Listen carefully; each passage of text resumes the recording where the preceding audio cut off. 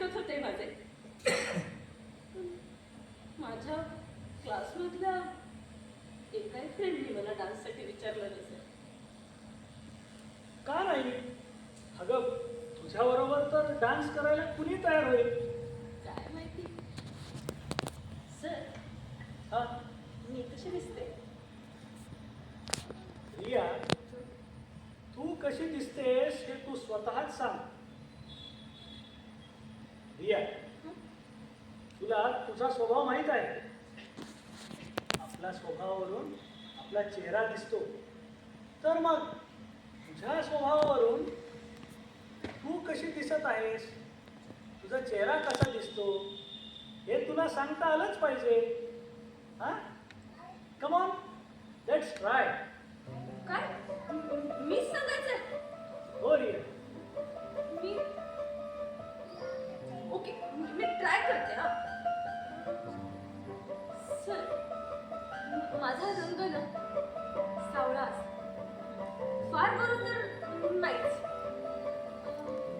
माझे केस पण असे तसेच असतील. मोकळी सोडल्यावर ते मला छान दिसत असते. माझं नाकही छोटंच असेल आणि जीवनी त्याबद्दल तर कायच बोलू. अख्खी पाणीपुरीमध्ये मला खाताच येत नाही. Okay, good guess. आणि डोळे? त्याबद्दल तर काही बोलायलाच. अगं रिया, ज्यांचे डोळे नसतात ना त्यांची स्माईल अप्रतिम असते. Yes Riya, you have beautiful smile. Riya, you have the best smile in the world. खरंच सर? हो खरंच. पण मला हे समजत नाहीये की हे सगळं मी तुला का सांगतो. हे तर तुझा कोणी स्पेशल फ्रेंड पण सांगू शकतो. Sir, rose day, Valentine's day अशा कुठल्याच स्पेशल डेजला मी घराबाहेरच जात नाही. रिया, अगं जीवनात कुणी स्पेशल फ्रेंड असणं यात काहीच वाईट नाहीये. जीवनाचा हा एक महत्वाचा कालखंड असतो. आपण कोणाच्या तरी प्रेमात पडलोय किंवा कुणीतरी आपल्या प्रेमात पडलंय याची पुसटशी जाणीव सुद्धा एक मोठी दृष्टी देऊन जाते आपल्या मनाला. हो सर. सर, तुम्ही पण तर माझ्या फ्रेंडसारखेच आहात ना? हो. सर, तुम्ही कसं दिसता? चल, ही आजची तुझी नवीन एक्सरसाइज. गेस करून सांग कसा दिसतो मी ते. तुम्ही कसे दिसता ते मी काय? ओके ट्राय करते. सर, मला काय वाटतं, तुम्ही ना फार अट्रॅक्टिव्ह असाल. म्हणजे असं की तुमच्याकडे कोणी पाहिलं की असं वाटत असेल या माणसापासून 4 हात लांब राहिल्यास बरं. ओके, अजून? सर, तुमचे फीचर्स ना शार्प असतात. लांब सुरखना, डोळे बऱ्यापैकीच असतील आणि आवाजावरून असं वाटतं की तुम्ही सडपातळ बांधाचे किंवा मध्यम जाडीचे असणार. बरोबर? ऑलमोस्ट. अगं पण हे तू कसं ओळखलंस? सर, तुमच्या आवाजाच्या शार्पनेसवरून ना असं वाटतंय की तुमचं वय साधारण 35-36 वगैरे असेल. आणि सर, तुमचे जेवढे काही फ्रेंड्स असतील ना त्या सगळ्यांसोबत तुमचं खूप छान नातं असेल. सर्वांना तुम्ही खूप आवडत असाल. तुमच्यासोबत आल्यानंतर ना एक वेगळं रिलेशन तयार होतं. तुमच्या स्पर्शात एक वेगळीच जादू आहे सर. रिया, मला माहित आहे. अगं टीचरच्या प्रोफेशनसाठी असा स्वभाव असणं जरुरी आहे. हो सर, पण टीचर आणि स्टुडंटमध्ये नेहमी एक अंतर असते.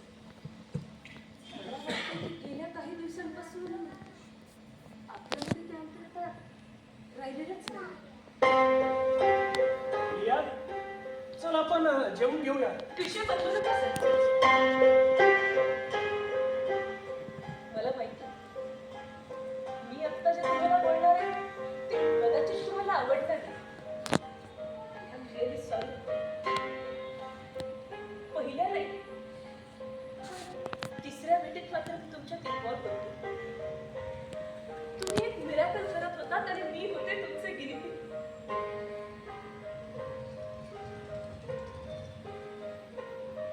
Sir, I like you very much. Riya, आपण सर, तुम्हीच सांगता ना मोकळेपणाने व्यक्त व्हायला. सर, तुम्ही मला फक्त पाहायला नाही शिकवलं, तुम्ही मला दृष्टी दिली. सर, मी तुम्हाला एक विचारू? विचार ना. माझ्यावर केलेले एक्सरसाइजेस तुम्ही स्वतःवरही करून पाहिल्यात का? काय? हो सर, तुम्ही जरी मला सांगितलं नाही तरी मला कळालं तुम्ही पण माझ्यासारखे चांदळे आहात. पण रिया, हे तू कसं ओळखलंस? कमॉन सर, इतकी उत्तम दृष्टी डोळे असणाऱ्या माणसांना असूच शकत. सर, एक मिनिट, मी तुमच्यासाठी काही आणले.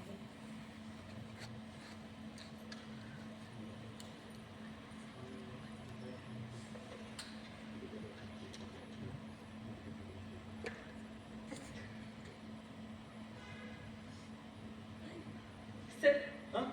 आजचं सेशन खूप छान झालं. मी खूप फ्री फील करते आता. म्हणून तुमच्यासाठी मी खास गुरुदक्षिणा आणली. नटराज, कलेचे देवता, तुम्ही मला आयुष्य जगण्याची कला शिकवली. तुम्ही पण माझ्यासाठी देवच आहात सर. माझ्याकडून ही तुमच्यासाठी छोटीशी गुरुदक्षिणा आहे. याचा स्वीकार करा सर.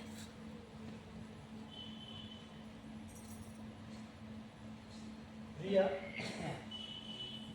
तुला सांगू, तुझ्यात ना एक एक खूप सुंदर व्यक्ती आहे.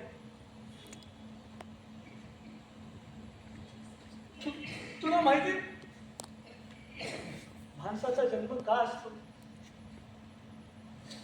फक्त आणि फक्त परोपकारासाठी.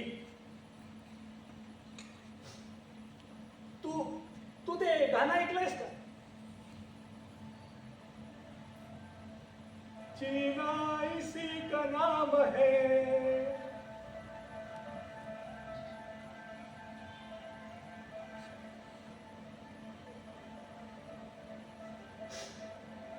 सर, मला माहित आहे रिया की तुला ज्या प्रकारे ही दृष्टी मिळाली आहे ना, तू आपल्यासारख्या या त्या सर्व दृष्टीहीन लोकांना ही दृष्टी देऊन त्यांच्या आयुष्याची तू प्रेरणा होईल. त्यांचे जीवनाचे सार्थ तू करशील. खुश राहा रिया, हा माझा आशीर्वाद आहे. Thank you sir. सर, काय बोलू मी तुमच्याबद्दल? मी तर अगदी निशब्द आहे. तुम्हाला किंवा या जगाला वाटत असेल तुम्ही मला पाहायला शिकवलं, मला दृष्टी दिली. पण मला आणखीन एक गोष्ट मिळाली. सांगू? हा, सांग ना. तुम्ही मला आयुष्य जगण्याचा खरा उद्देश दिला. हे जीवन जगण्यासाठी मला एक नवीन दृष्टी मिळाली असेल. मला असं वाटतं या जगात माझ्या इतकं भाग्यवान दुसरं कोणीच नाही आहे. बाबा. या हो, तुझ्यापेक्षा भाग्यवान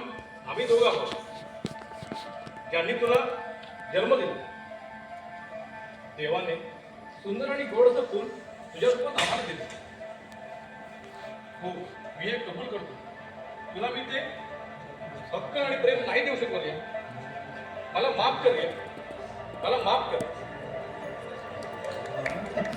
आणि सर, काय बोलू तुमच्याबद्दल? कसे उपकार करू? असं ऐकलंय की देव पृथ्वी तलावरती अवतार घेतात. आज साक्षात तुमच्या रूपाने मला दर्शन झाले. अहो, ज्या बापाला मुलगी नको हवी होती तो बाप आज सर्वांना सांगतो की प्रत्येक घरात माझ्या रियासारखी मुलगी असावी.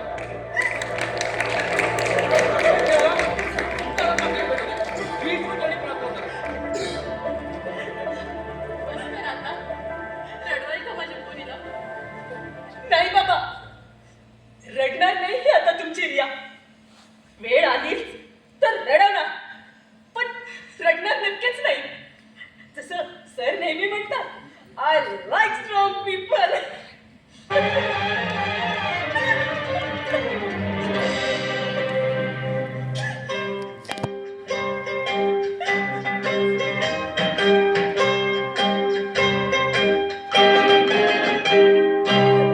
किसी की मुस्कुराहटों पे हो निसार, किसी का दर्द मिल सके तो ले उधार, किसी के वास्ते हो तेरे